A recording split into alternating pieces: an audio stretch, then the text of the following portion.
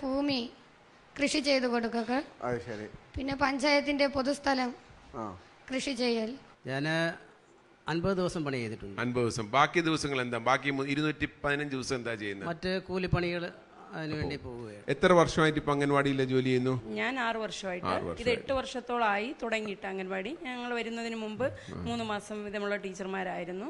അപ്പോൾ ഞങ്ങൾ വന്ന ഇടയ്ക്കാണെങ്കിൽ ഒരു ചെറിയ കുടിലായിരുന്നു അംഗൻവാടി. ഇപ്പോൾ ആ 6 വർഷത്തിനുള്ളിൽ തന്നെ സ്വന്തം കെട്ടിടമായി. ആരാ കെട്ടിത്തന്ന പൈസ? പഞ്ചായത്തിന്റെ. ഇല്ലാത്ത ആൾക്കാർ ഇനിയും ഉണ്ടോ? ഉണ്ട്.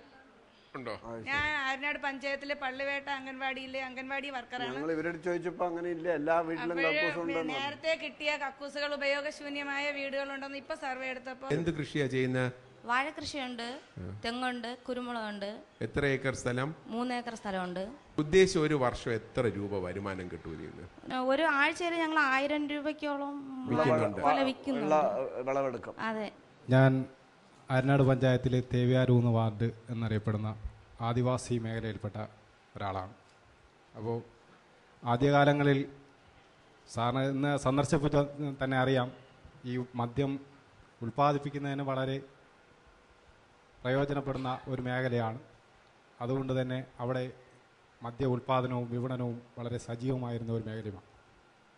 ആര്യനാട് പഞ്ചായത്തിൽ നമ്മുടെ ഭരണസമിതിയുടെ നേതൃത്വത്തിൽ പോലീസിൻ്റെയും എക്സൈസിൻ്റെയും നിരന്തരമായ ഇടപെടലുകളുണ്ട്.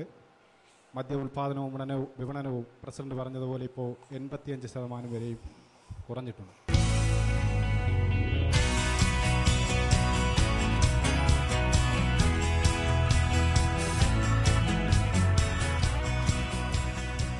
ആര്യനാട് ഗ്രാമപഞ്ചായത്തിൽ നമ്മൾ ധാരാളം കാഴ്ച കണ്ടു.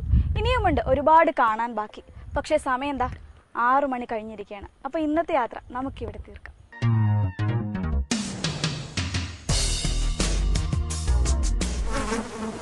വേണ്ട നമുക്കിനി രോഗങ്ങൾ വ്യാധികൾ, വേണ്ട വേണ്ടേ നമുക്കി കൊതുകിന്റെ താണ്ഡവം. വീടും പരിസരവും വൃത്തിയാക്കൂ, കൊതുകിന്റെ താവളങ്ങൾ നശിപ്പിക്കൂ, മാരക രോഗങ്ങളോട് വിട പറയൂ, വീണ്ടും ഒരു ദുരന്തമൊഴിവാക്കൂ. നാടിനെ നമ്മുടെ വീടായി കരുതണം, വൃത്തിയായി ഭംഗിയായി സൂക്ഷിക്കണം. രോഗം പരത്താത്ത മണ്ണിന്റെ മാറിലെ ആരോഗ്യമോടെ ജനങ്ങൾ വാഴൂ. എന്റെ കേരളം മാലിന്യമുക്തം.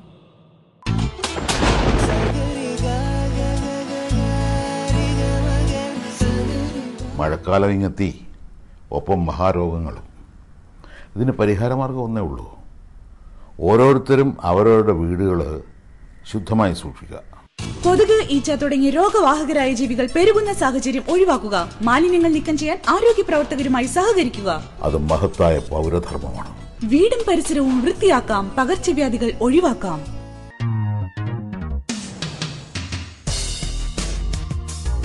നമസ്കാരം. ഗ്രീൻ കേരള എക്സ്പ്രസിലേക്ക് എല്ലാ പ്രേക്ഷകർക്കും സ്വാഗതം.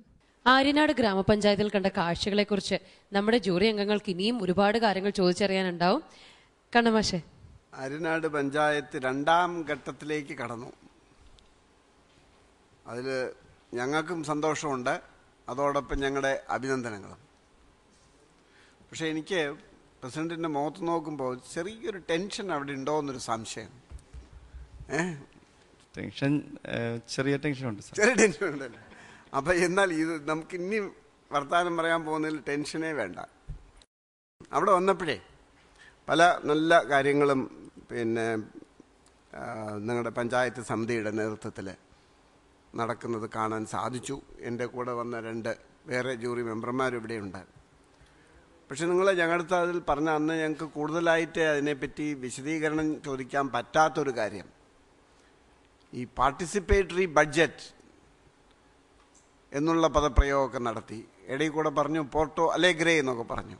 ഇങ്ങനെയുള്ള വാക്കുകൾ കേട്ടപ്പോൾ ചില ആൾക്കാർ ഞെട്ടിയോ എന്നൊരു സംശയം. അപ്പോൾ എന്താണ് ഈ പാർട്ടിസിപ്പേറ്ററി ബഡ്ജറ്റ് നിങ്ങൾ അവിടെ ചെയ്തത് യഥാർത്ഥത്തിൽ? കഴിഞ്ഞ പ്രാവശ്യം വന്നപ്പോഴും നമ്മൾ വിജയ് മാഷ് സാറ് വളരെ ചോദിച്ചിരുന്നു. അപ്പോൾ എനിക്കതിൽ വ്യക്തത കറക്റ്റ് സാറിന് അത് കിട്ടിയോന്ന് എനിക്കിപ്പോഴും സംശയം ഉണ്ടായിരുന്നു. പക്ഷെ എന്നാലും അതിൻ്റെ ചുരുക്കി സൂചിപ്പിക്കാം.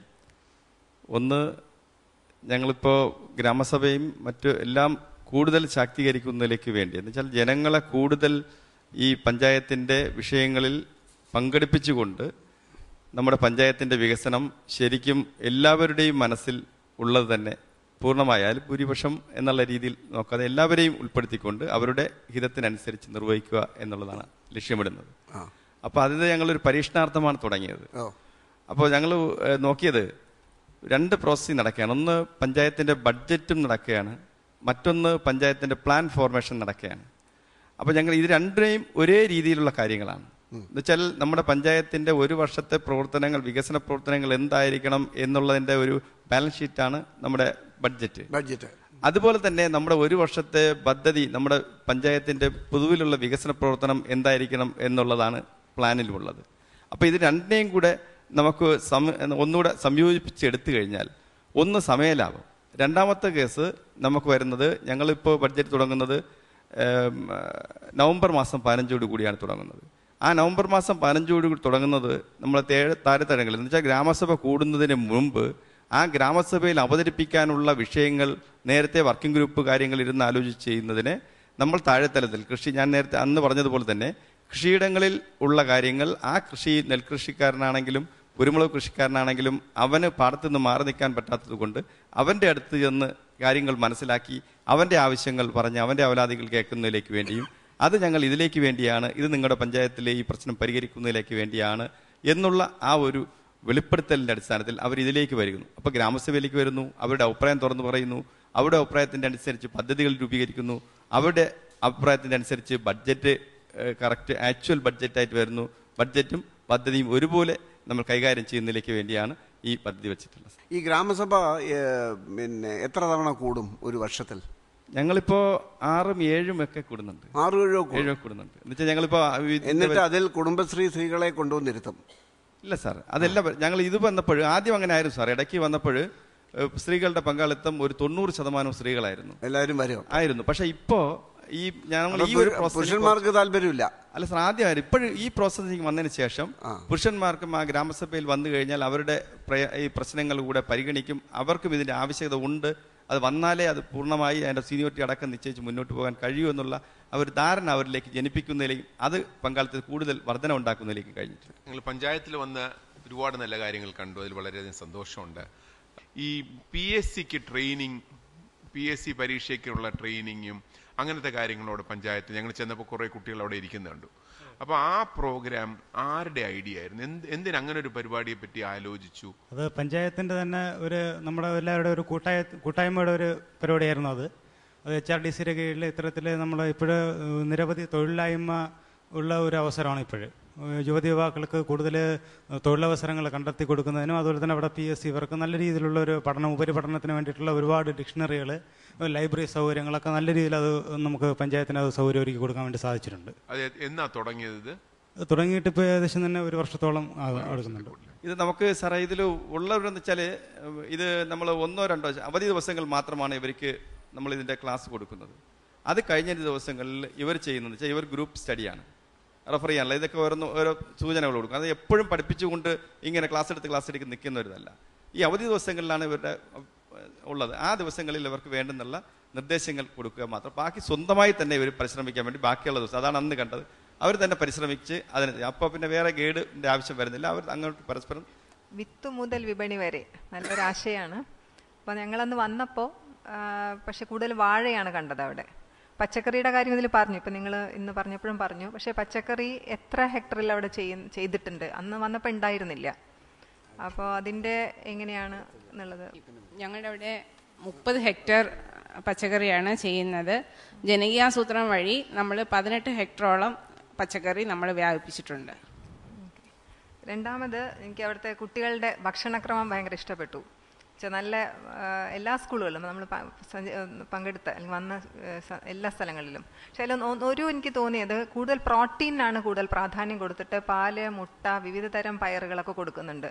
പക്ഷെ ഇത്രയും പച്ചക്കറി ചെയ്യുന്ന ഒരു പ്രദേശത്ത് നിന്ന് ഈ സ്കൂളുകളിലേക്ക് ഒരു പച്ചക്കറി എത്തുന്നില്ല.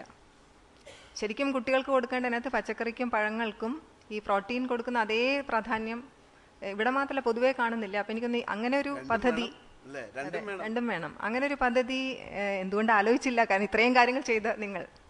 ഞങ്ങളത് അടുത്ത വർഷം തന്നെ ഇംപ്ലിമെന്റ് ചെയ്യും. ഒന്നതിലുള്ളത് അതിൽ സാമ്പാറും ഒക്കെ കൊടുക്കും. അന്ന് സാമ്പാറും കൊടുക്കുന്നുണ്ട്. അത് പച്ചക്കറി നമുക്ക് അത് ഉപയോഗിക്കുന്നതാണ്. പക്ഷെ ആ പച്ചക്കറി എവിടെ നിന്നാണ് വാങ്ങുന്നത്? സാർ, ആ പച്ചക്കറി എവിടെ നിന്നാണ് വാങ്ങുന്നത്? അത് നമ്മൾ ഇവിടെ മാർക്കറ്റിൽ ഒന്ന് കുറച്ച് നമ്മൾ ഈ ഉത്പാദന കേന്ദ്രത്തിൽ നിന്ന് എടുക്കും. എല്ലാം അവിടെ വരത്തില്ല. ബാക്കിയുള്ളത് നമ്മൾ മാർക്കറ്റിൽ നിന്ന് കൂടെ വാങ്ങിക്കും. വെജിറ്റേറിയൻ സാമ്പാർ. പിന്നെ പ്ലാസ്റ്റിക് രഹിത സ്കൂൾ അവിടെ പല സ്കൂളുകളും ബോർഡ് കണ്ടു. പക്ഷെ എങ്ങനെയാണ് അത് ഉറപ്പാക്കുന്നത്? പ്ലാസ്റ്റിക് ഞങ്ങൾക്ക് ആദ്യം കുറേ പ്രശ്നമായിരുന്നു. ഇപ്പോഴും അത് 100% പ്ലാസ്റ്റിക് മാറ്റി എന്നുള്ള അഭിപ്രായം ഞങ്ങൾക്ക് പഞ്ചായത്തിനില്ല. പക്ഷേ എന്നാൽ തന്നെയും ഞങ്ങൾ നേരത്തെ ഉണ്ടായിരുന്ന അവസ്ഥയിൽ നിന്ന് ഞങ്ങൾ കുറേ മുന്നോട്ട് വരുന്നതിലേക്ക് വേണ്ടി കഴിഞ്ഞിട്ടുണ്ട്. ഒന്ന്, ഞങ്ങൾ കടകൾക്ക് ലൈസൻസ് കൊടുക്കുന്നതുമായി ബന്ധപ്പെട്ടുകൊണ്ട് അവരുടെ ഒരു നിയന്ത്രണം വെച്ചിട്ടുണ്ട്.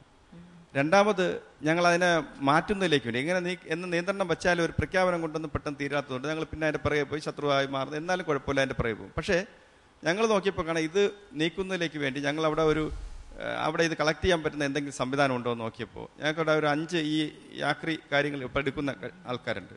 അപ്പോൾ അതിൽ അവരുമായിട്ട് ഒന്ന് സംസാരിച്ച സമയത്ത് ഞങ്ങൾക്ക് ചെയ്ത ഈ പ്ലാസ്റ്റിക്കിൻ്റെ ബക്കറ്റിൻ്റെ ഇതെടുക്കും അവർ, പിന്നെ ഈ ഇരുമ്പിൻ്റെ ഇതെടുക്കും, അതുപോലെ തന്നെ ന്യൂസ് പേപ്പർ ഒക്കെ അതെടുക്കും. അതിൽ ഉപരിയായി നമ്മുടെ പാലിൻ്റെ കവർ അടക്കം അവരെടുക്കുന്നുണ്ട്.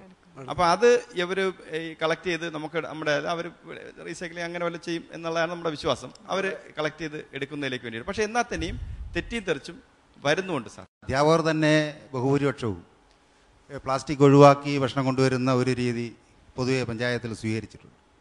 അതിൻ്റെ തുടർച്ചയെന്ന വണ്ണം കുട്ടികളെ അത് ഉപയോഗിക്കുന്നതിൽ നിരുത്സാഹപ്പെടുത്തുന്ന ഒരു സമീപനവും സ്വീകരിച്ചിട്ടുണ്ട്.